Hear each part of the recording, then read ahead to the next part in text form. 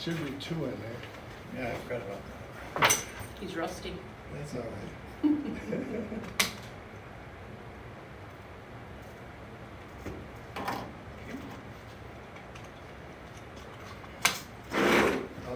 I'll take that. Okay. I gotta push it, sorry. Oh, you gotta put one up here. Yeah, I gotta put one right here.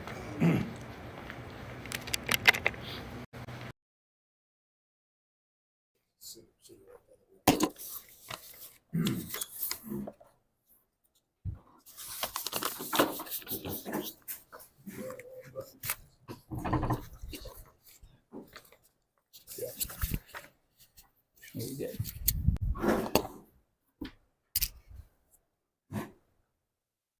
Okay, we all set? Yeah. Okay. We are in the book of what? Judges. Tonight we're going into chapter 11. So far, what would you say is the overriding theme of the book of Judges? Overriding theme is repetition. Repetition. They're being blessed and they forget who's blessing them and they make the same mistakes all over again and just repeat the cycle. They're blessed, they forget it, they're punished. Well, before they're punished, then they cry for help. And God sends someone to help them out. We've asked over and over why it is they didn't learn, but people hadn't learned today. So what's the difference? Whether it's 1000 BC or 2000 AD, people still are doing the same thing. They get themselves in trouble, they cry out to God, and they hope that God hears them. I've been doing quite a bit of research into some other sources of information for the book of Judges. The thing that strikes me is that, like tonight, we're going to be looking at Jephthah. And if you look at your list of judges, you see Jephthah there, not far from the bottom. There are 3, Ibzan, Elon, and Abdon, that we don't really say much, and they only have 1 verse in them in the book of Judges. Who's the last judge? Samson. And Samson ends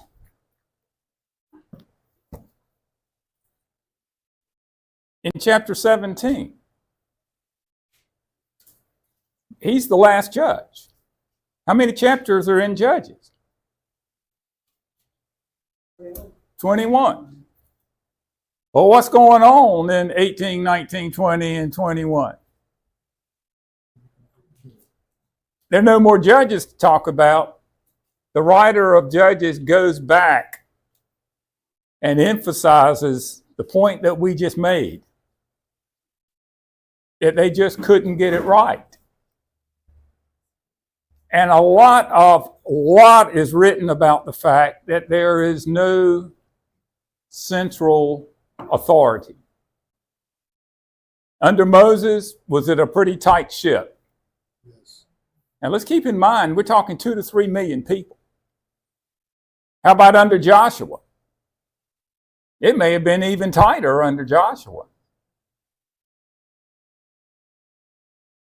And then under the eldership of Joshua, being the elder men there who worked with him, that I found strongly indicates that the last chapters there of Judges occurred after Joshua's death, but while some of the elders under Joshua were still alive. What happens when you do not have a central authority? Chaos. Chaos? Any other descriptions? What's the difference in a federation and a confederation, politically speaking? Do you know? A federation has a central government. A confederation, the Confederate States of America, did they have a national capital? The states were looking out for themselves. That's what a confederation is. That's what's happening here in the book of Judges. How many tribes do we have? Well, The 12. Were they each given territory by yes. Joshua? So they leave being together, basically being around Shiloh. And where do they go? You have your maps. They go and they spread out.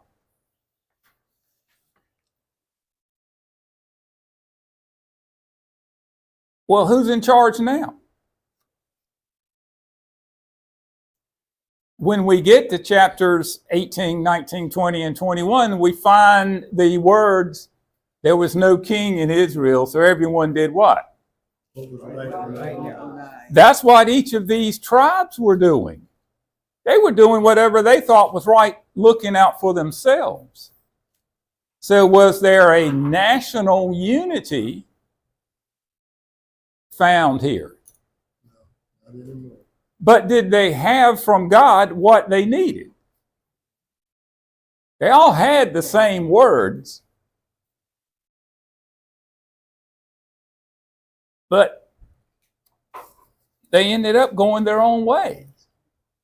So when we get over here to Jephthah, he is from Gilead. Who can tell me where Gilead is?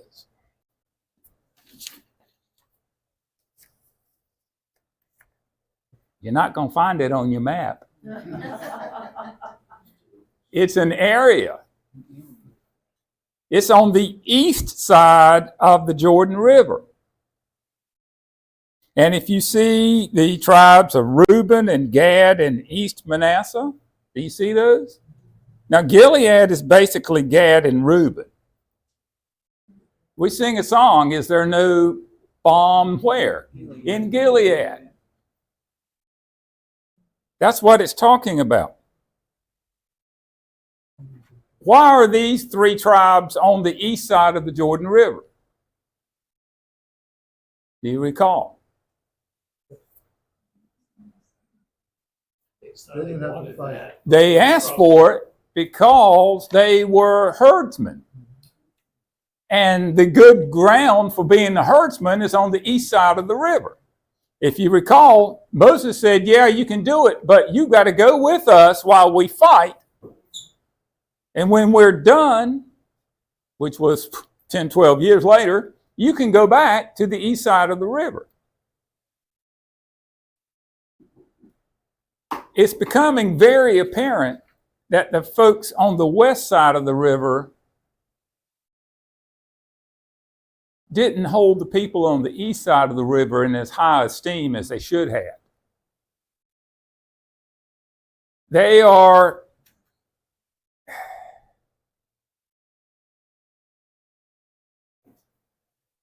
not looked upon as equals. But you know, that could be true for on the west side too, among the many tribes.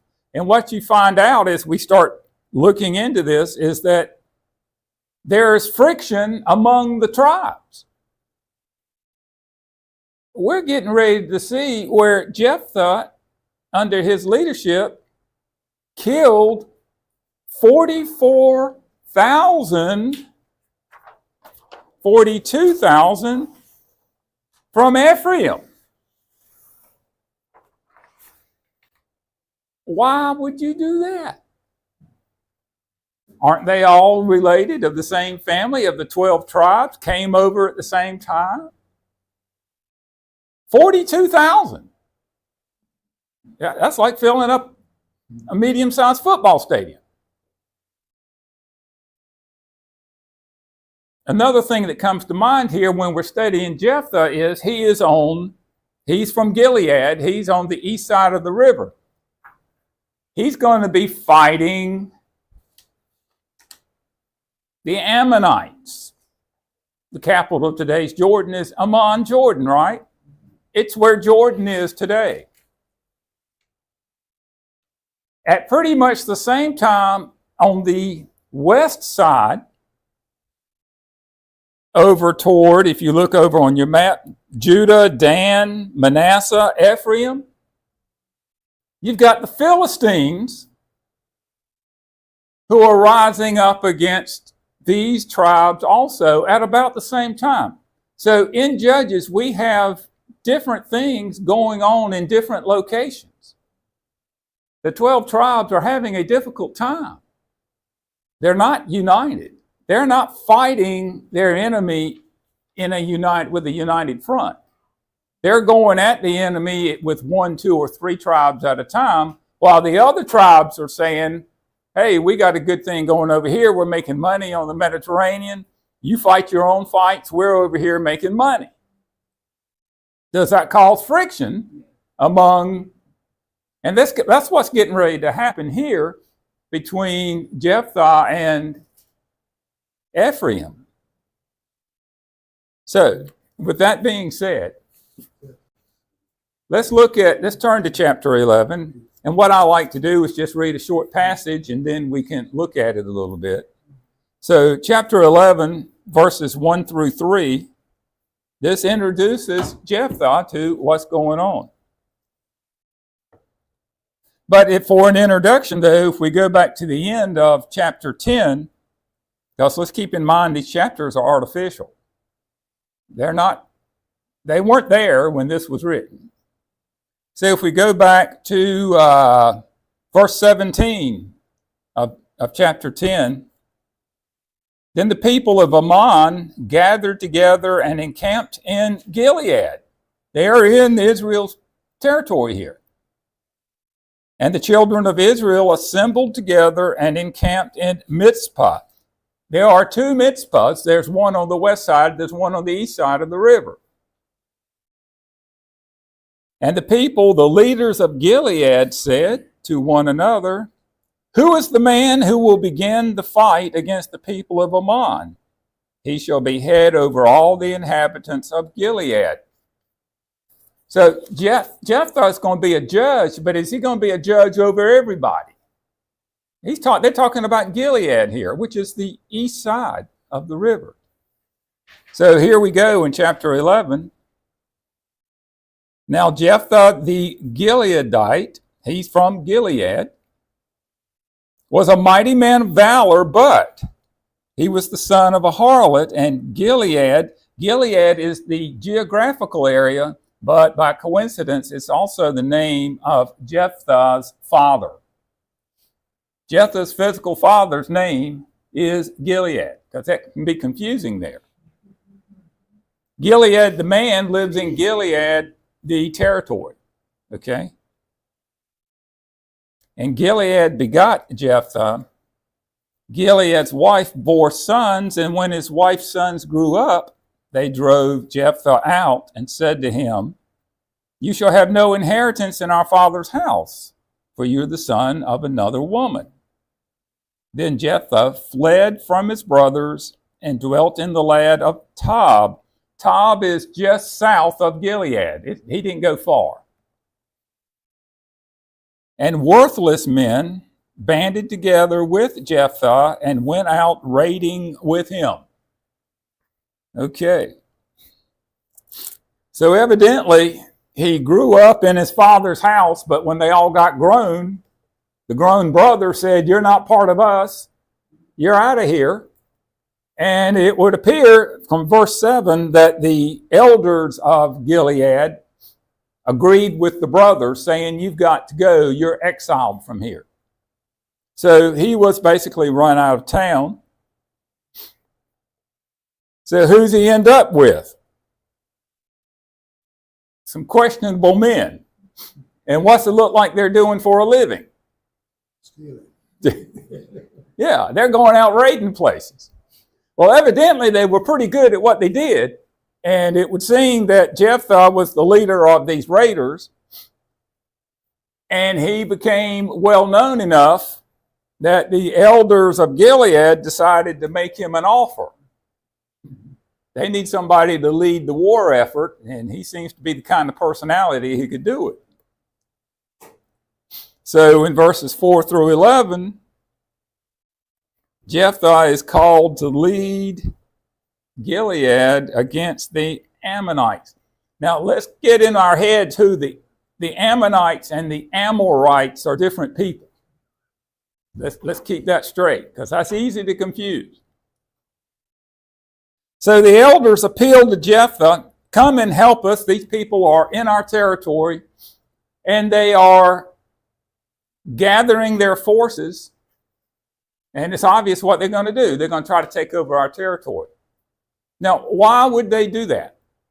Just off the top of your head, why would a country just gather their forces and say, we're going to take over your country?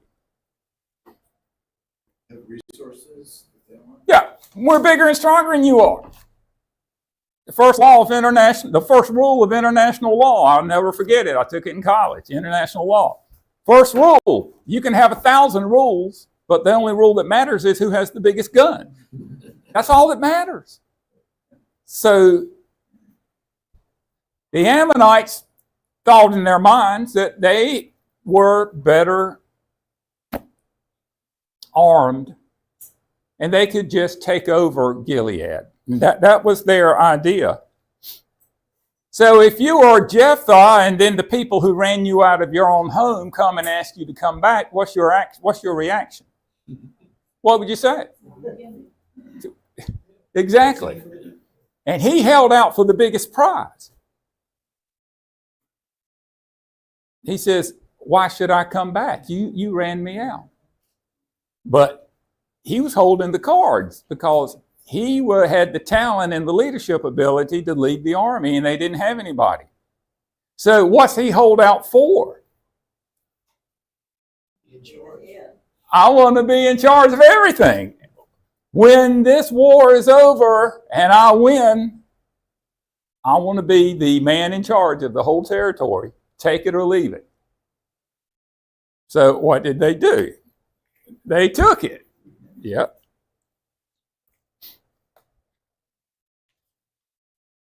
And then to seal it, the elders called upon God to be the witness that this is the promise and we're not going to break it. So Jephthah took them at their word. So Jephthah reminds me kind of Donald Trump. Before we start war, we're going to negotiate. And he negotiated for a long time. He didn't really want there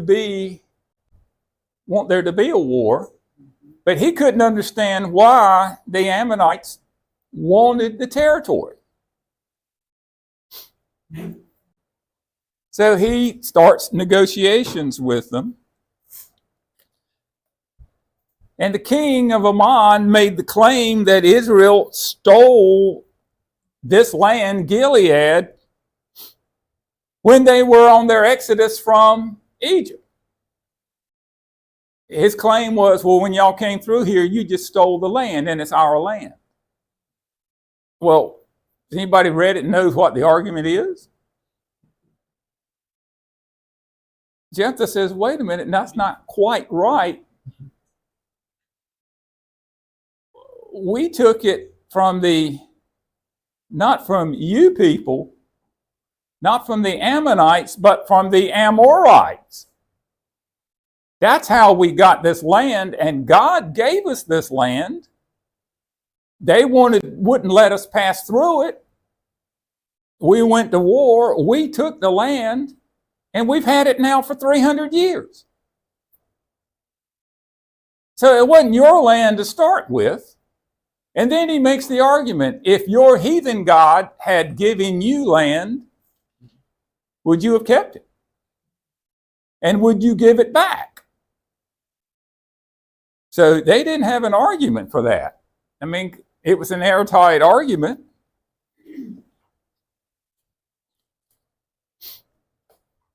But the Ammonites thought they were strong enough to take it didn't make any difference what Jephthah said. So he tried to negotiate with him. And he basically said the same thing Donald Trump does. If you're not going to negotiate, then there's going to be a war. And there was. He says, we've not done anything wrong, and we'll just let God decide the battle. So they had a battle.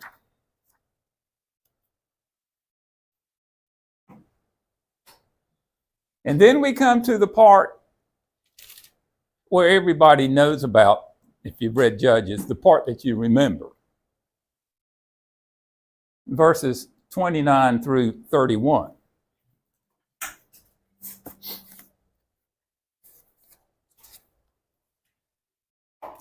Then the Spirit of the Lord came upon Jephthah. Was Jephthah being led by inspiration here? By God? It would seem so.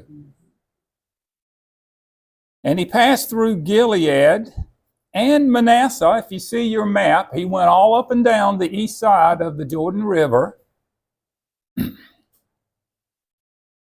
What's he doing? He's recruiting soldiers. And passed through Mizpah of Gilead. There's also a Mizpah on the other side of the river. And from Mizpah to Gilead, he advanced toward the people of Ammon. Verse 30. So he's getting ready to go to war. And Jephthah made a vow to the Lord and said, if you will indeed deliver the people of Ammon into my hands, then it will be that, what's the next word you have in your translation? Whatever. Okay.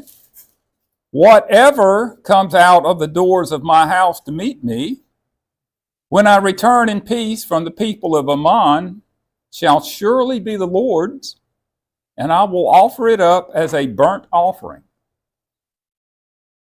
Okay? We with that. So Jephthah advanced toward the people of Ammon to fight against them, and the Lord delivered them into his hands. He organized an army, and he was preparing for the battle.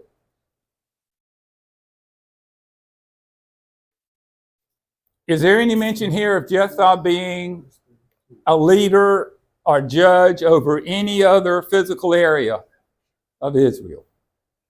Just this limited area.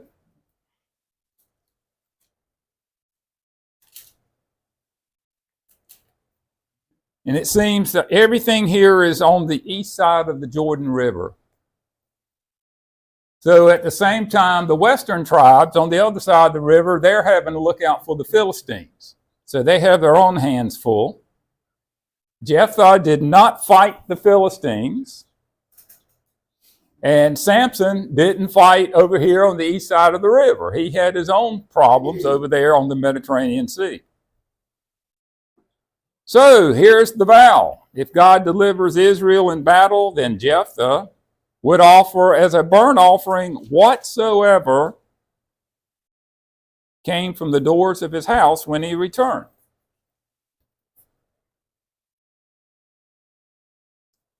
Anybody have any thoughts before we go any further? Was that a wise thing to do?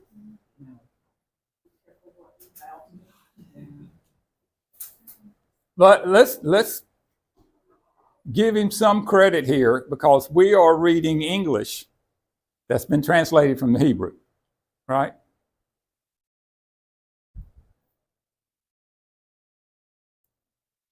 From my research, the burnt offering is in the English, not necessarily in the Hebrew. But it does mean that I will give whatever comes out to the Lord. So you can give things to the Lord without burning them up. Correct? Now, if a goat had run out, that's one thing. But in the next two verses, Israel defeats the army of Ammon. And we're not told how. But he had left it in God's hands, and Jephthah's army had won. When we look at verses 32 and 33,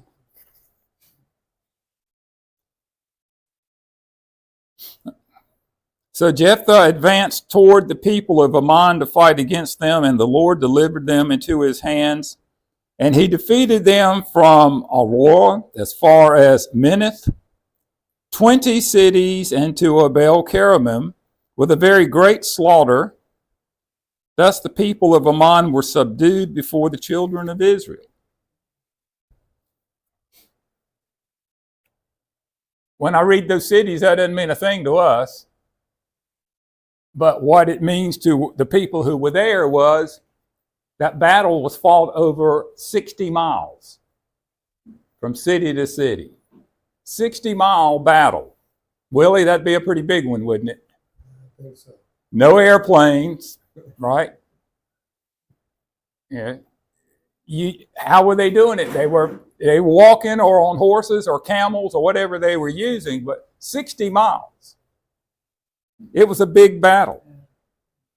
But at the end, the Ammonites were in subjection now to these tribes of Israel. So now we're faced with a big problem. Well, we're not, but Jephthah is. Faced with coming home. And what happens? Who comes running out of the house to see Daddy? His only daughter, his only child. If you were the daughter and then your dad told you what you had vowed to God, what would be your response? How would you take the news? Daddy, you've been gone for a long time. I'm so happy to see you. And Dad says, what? So how would you have reacted to that?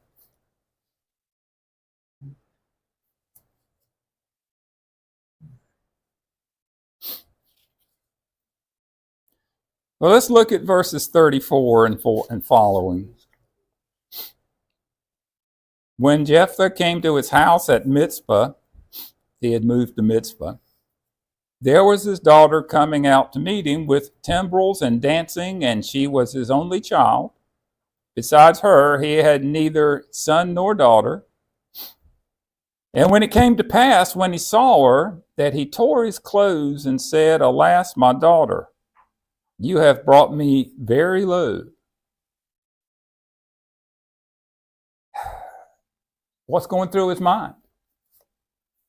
The promise that he made, really. Who did he make the promise to?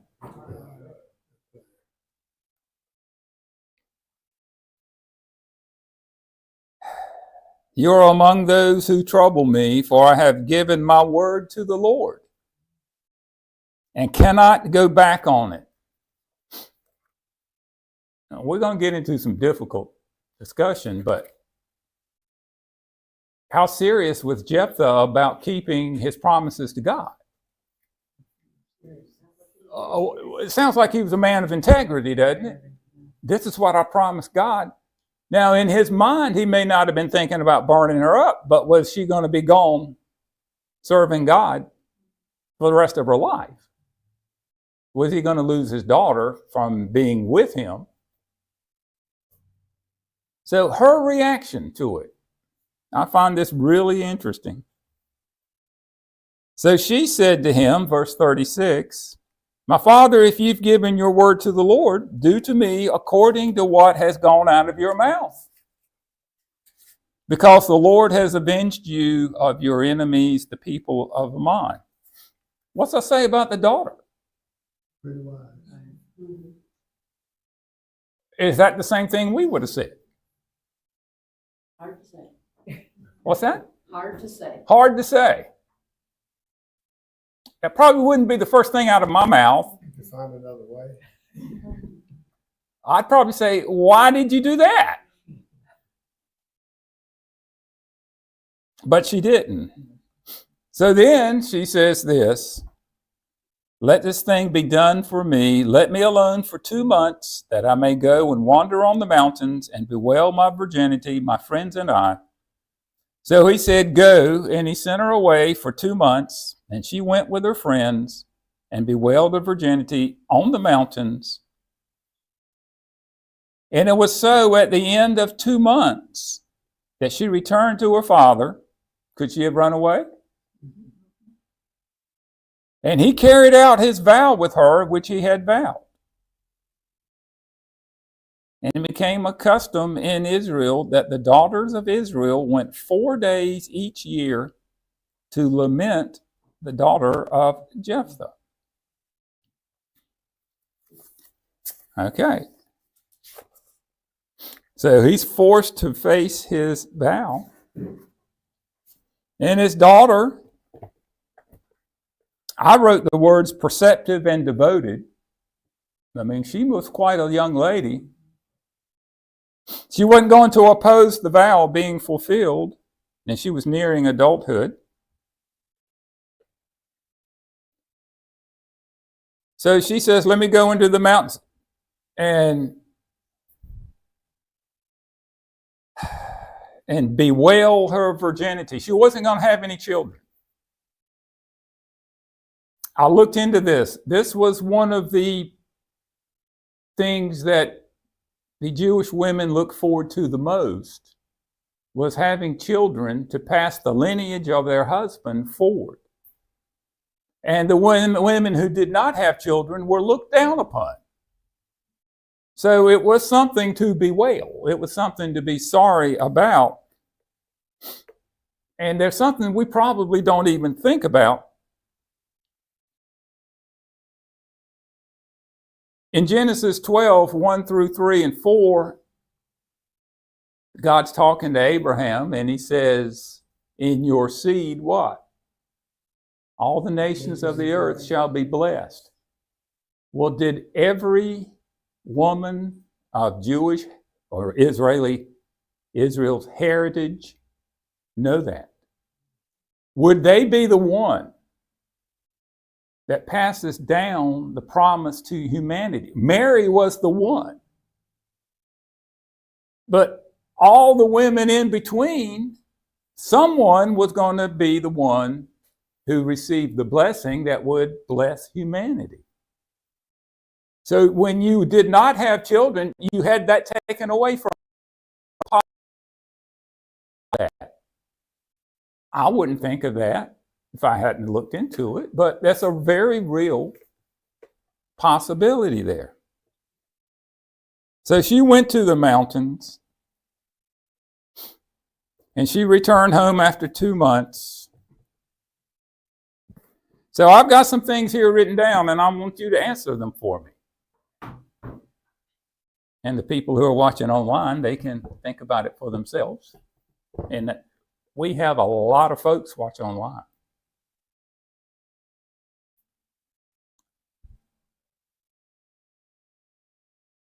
Did he offer her as a burnt sacrifice?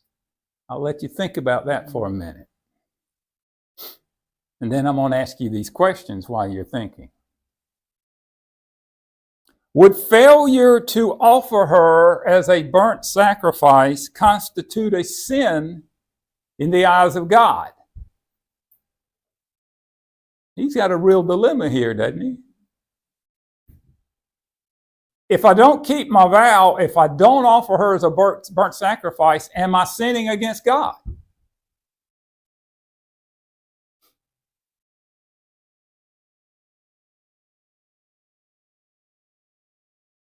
Did God allow Isaac to be sacrificed? No. Why not? Well, thinking about what you're saying, I would say there's no recorded place in the Bible where God has ever required a human sacrifice. No. What did God think about the people of Israel who started following Moloch and sacrificed their own children? Was God happy about that? Did he punish those people? So did God allow Isaac to be sacrificed? No. Abraham found a ram in the thicket, didn't he? That's the term. And he sacrificed the ram. Did God really want Isaac to be sacrificed? No. Who was being tested, Isaac or Abraham? And he passed the test. It's Genesis 22, one of the great chapters in all the Bible. And God says, I know now that you are faithful to me. You were willing to give your own son to follow my instructions. And because you've done that, through your seed, he says again, through your seed, I will bless all nations of the earth. So did Abraham have to actually do something to receive that blessing? He did. So was God going to allow him to sacrifice his son? The irony, of course, is that God allowed his own son to be sacrificed, but he wasn't burned, but he was sacrificed.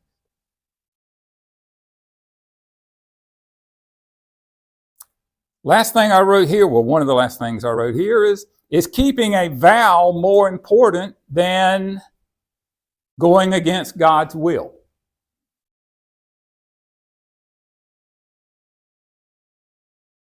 Which is more important, following God's will or keeping a vow? Following God's will. And it's pretty clear that Jephthah had a relationship with God because he did send Holy Spirit to help him. And Jephthah did put the battle in God's hands.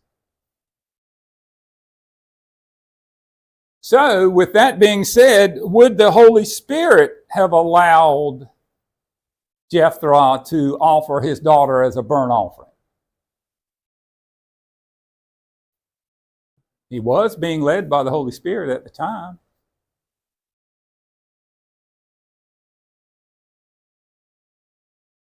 What do we find in Hebrews chapter 11? Do you know? Verse 17. What's that? Verse 17. Read it for us. By faith, Abraham, when he was tried, offered up Isaac. And he that had received the promises offered up his only begotten son. Okay. Did he really offer it? He, in his own mind, he did. Yeah. And God accepted that. And let's keep in mind Abraham traveled 3 days to get to that mountain. And for 3 days, Isaac was dead in his mind because he knew he was going to have to sacrifice him. Is Jephthah found in chapter 11 of Hebrews?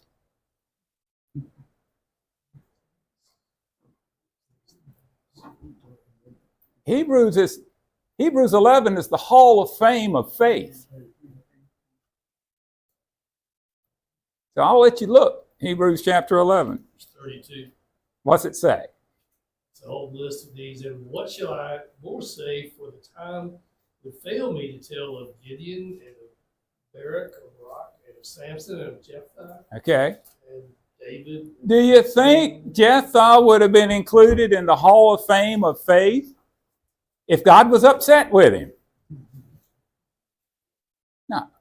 That doesn't make any sense at all. So clearly, God didn't hold something against Jephthah, and he didn't. It's a good argument to be made that he didn't sacrifice his daughter as a burnt offering.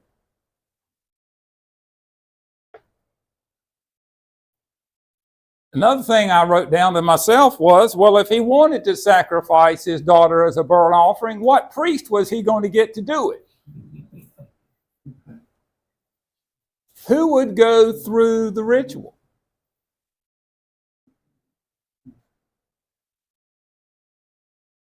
So odds are strong that he dedicated his daughter to lifelong service.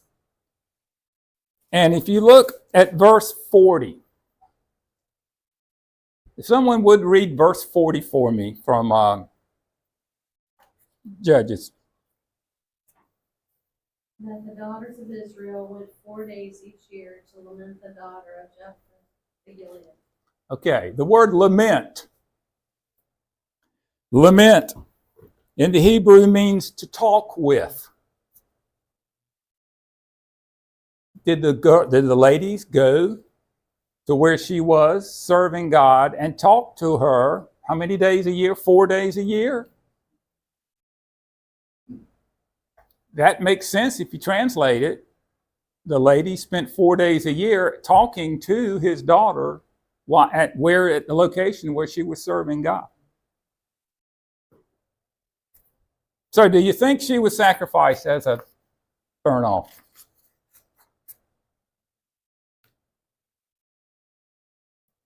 I strongly doubt it. And to me, the clincher is Hebrews chapter 11.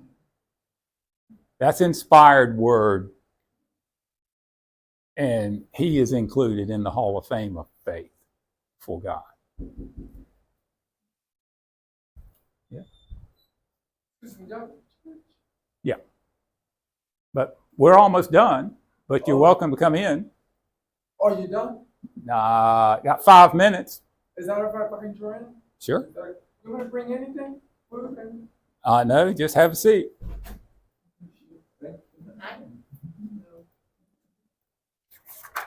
So we come to chapter 12 for our last 5 minutes. Can I ask you something? Surely. Sorry to bring you back.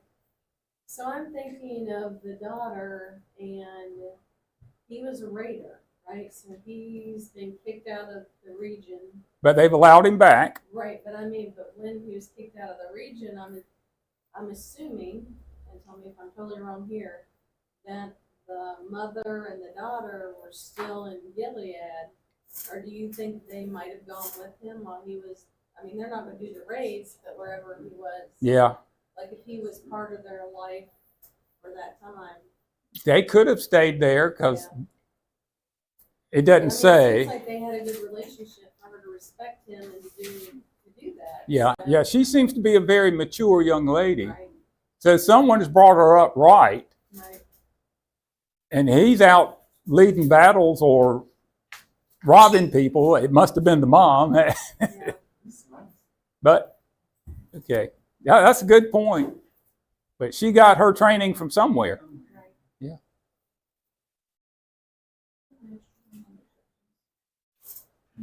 You would think everything's okay. But when you look at your map, right across the river from Gilead is Ephraim. Do you see Ephraim on your map?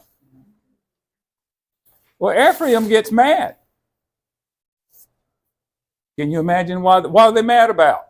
They're mad at Gilead and at Jephthah. Can you imagine what they're upset about? Success. What's that? Probably his success. His success. Like I mentioned in the introduction, they look down on these folks anyway, and now they're over there having success.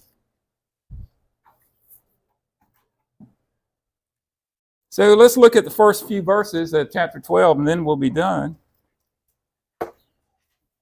Judges chapter 12, verse 1. Then the men of Ephraim gathered together, crossed over toward Zaphon, and said to Jephthah, "Why did you cross over to fight against the people of Ammon, and did not call us to go with you?" So what's the next?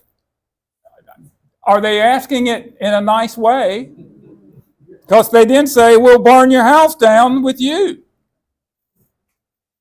What's that tell you about the relationship between and among the tribes? It's like, this is a civil war. So Jephthah, what are you going to say? He said to them, "My people and I were in a great struggle with the people of Ammon, and when I called you, what'd you do? You didn't do anything. I asked you and you refused. Why? Because we don't like you too much. So when I saw that you would not deliver me, I took my life in my hands and crossed over against the people of Ammon, and the Lord delivered them into my hand. Why then have you come up to me this day to fight against me? Well, do you think Jephthah's the kind of guy just to say, okay? No, what's he going to do? He gathered together all the men of Gilead and fought against Ephraim. They went to war. So the army of Ephraim travels across the river to confront Jephthah's army. And they said because they felt insulted. Well, that's not true. Because they were asked. That's just not true. That's just the excuse they made. The real motive was jealousy. We don't like it that you won. So we're going to come over and fight you, even though you are our brothers. This is kind of the point I was trying to make at the beginning. Things aren't going swimmingly among the tribes here. They've got their own individual schedules they want to follow, and they have their own goals. And even if you are one of the other tribes, if we're mad at you, we'll go wipe you out. How far has it come from Moses and Joshua? Is it chaos?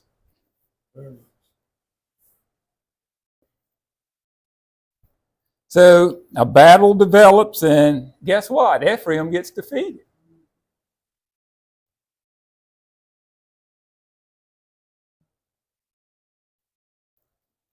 The word used, how Ephraim saw Gilead,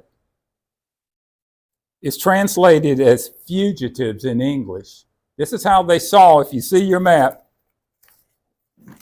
how they saw the tribes on the east side of the river. How they saw Reuben, Gad, and Manasseh on the east side. It's translated fugitives, literally one who slips out. In other words, you're not part of us. And another way to translate it is worthless. You're not the same as us, so there was animosity among the tribes.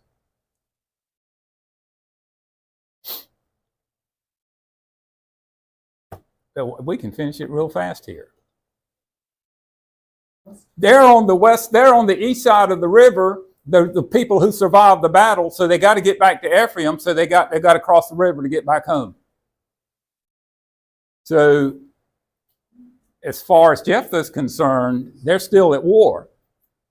So you're going to stop them from getting home. How do you do that? You block the river. You block the river so they can't get back home. Well, all of these people look the same, don't they? They're all related. How can you tell who's who? So how did he do it? Do you know?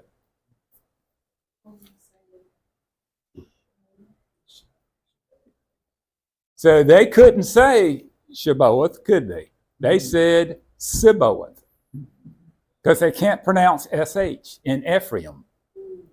They got different, just like we talk in the South is different from the North, they have different dialects. They could not pronounce the SH sound, which gave them away. So what did they do? They killed 42,000 people there at the river crossing. That's the end of that battle. We're told Jephthah judges for 6 more years, and then we have 3 more judges who come in who just rule for a little while, and then it's Samson's time. Okay, so that brings us to Samson.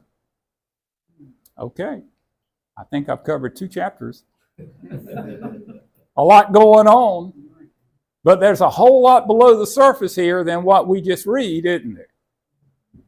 Let's keep in mind you got 12, and I'm almost at the end outlining my notes. And Dan, the tribe of Dan, just goes off the deep end. And when we get there, they just say, we're going to go find somewhere else to live. And we'll get there then. But there's a lot of unhappiness, and there's a lot of idol worshiping, there's a lot of pagan worshiping, and it's so interwoven into their social fabric that it can't be separated. It's gotten so bad. So that's where we're going. Okay. Any questions, comments, I observations? think it was interesting that Willie talked about repetition, because how are we different today? I mean, it goes on, right? Oh, it's the very same. Very same. Yeah.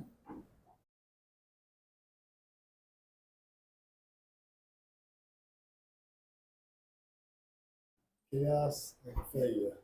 Chaos and failure. Isn't that pretty much what we're talking about right now? Chaos and failure. Very same things. Okay. Okay. If you'll bow with me, we'll have a closing prayer.